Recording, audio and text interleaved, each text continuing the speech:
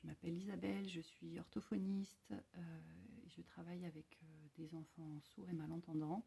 Et du coup, dès le début de la crise sanitaire, quand il a été question de porter un masque, ça m'a tout de suite posé question de me dire mais comment je vais pouvoir travailler avec les enfants avec lesquels je travaille si on ne voit plus que mes yeux. Voilà, du coup, je me suis intéressée à la fabrication de masques avec des visières et c'est le thème de cette vidéo.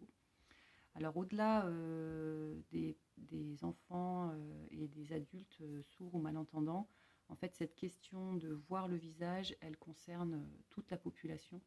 Alors, la population vieillissante, mais même les adultes et même les personnes qui entendent bien.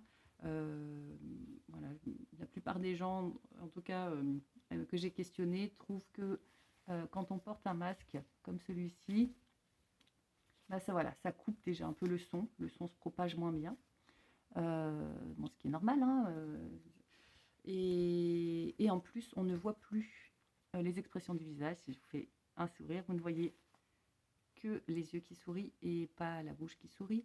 Et quand je parle, en fait, les sons sont articulés par la bouche et en fait, consciemment ou inconsciemment, on regarde aussi le mouvement des lèvres pour compléter ce qu'on entend avec nos oreilles. Donc ça, les personnes sourdes ont vraiment besoin de s'appuyer sur la lecture labiale pour comprendre. Donc c'est vraiment indispensable pour elles que l'interlocuteur porte un masque transparent. Et pour les personnes qui n'ont pas de problème d'audition, eh bien, même si on arrive à s'en sortir, on sent quand même qu'il y a des situations où c'est plus difficile de comprendre, on fait plus répéter les gens. Donc voilà, du coup, ça vient nous toucher aussi en tant que personne sans handicap. En fait, on peut le percevoir aussi pour nous. Au-delà de ça, pour les enfants, les petits en crèche, les petits en maternelle, c'est dans le développement du langage, en fait, il y a quelque chose de vraiment important déjà dans la relation, de pouvoir voir les expressions du visage d'une personne quand on est un petit bébé en crèche et que on ne voit que les yeux. Ben voilà, quel sens on met sur les situations, comment est-ce qu'on peut comprendre les émotions, les situations avec uniquement les yeux, c'est plus compliqué.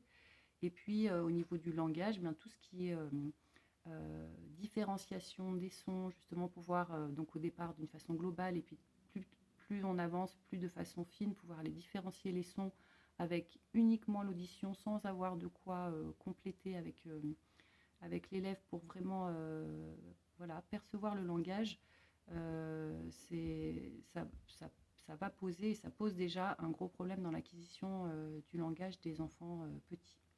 Donc pour les personnes qui travaillent en crèche et pour les personnes qui travaillent en maternelle, donc les maîtresses et les ATSEM, c'est à mon sens hyper important de porter un masque qui permette, alors ça coupe le son un petit peu aussi, mais c'est moins étouffé que dans un masque en papier.